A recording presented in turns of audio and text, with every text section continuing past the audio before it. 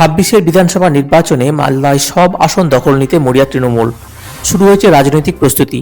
দলীয় কর্মীদের উজ্জীবিত করতে আগামী বৃহস্পতিবার পুরাতন মালদায় জনসভা করতে আসছেন তৃণমূলের সর্বভারতীয় সাধারণ সম্পাদক অভিষেক ব্যানার্জি। তবে তার সফরের আগেই জেলায় শাসক দলের গোষ্ঠীদ্বন্দ্ব চরমে উঠল। মঙ্গলবার কালিয়াচকের কাশিমনগর নিচুপাড়ায় দুই পক্ষের সংঘর্ষে গুলি চলার অভিযোগ উঠেছে। ঘটনায় গুলিবিদ্ধ হন তৃণমূল কর্মী জামাল উদ্দিন শেখ। আহত হন তার ছেলে শামীম শেখ ও ভাইপো সাদ্দাম আলী। তিনজনকে মালদা মেডিকেল কলেজ ও হাসপাতালে ভর্তি করা হয়েছে। অভিযোগ, ক্রিকেট খেলাকে কেন্দ্র করে বিবাদের জেরে বাবর আলী নামে দলেরই এক কর্মী জামাল উদ্দিনকে গুলি করে। তাকে বাঁচাতে গেলে শামীম ও সাদ্দামকে মারধর করা হয়। খবর পেয়ে কালিয়াচক থানার পুলিশ ঘটনাস্থলে পৌঁছে তদন্ত শুরু করে।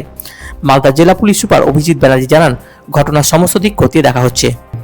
এই ঘটনা আমরা পেয়েছি, ঘটনাস্থলে আমাদের পুলিশ ফোর্স আছে।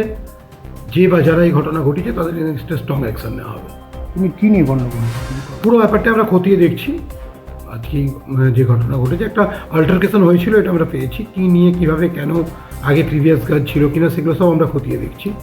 যে বা যারা এই ঘটনা ঘটিয়েছে, এই ঘটনার পেছনে যারা আছে বা যারা এই ঘটনা ঘটিয়েছে তাদের এগেইনস্টে স্ট্রং অ্যাকশন নেওয়া হবে। স্যার, বছরের শুরু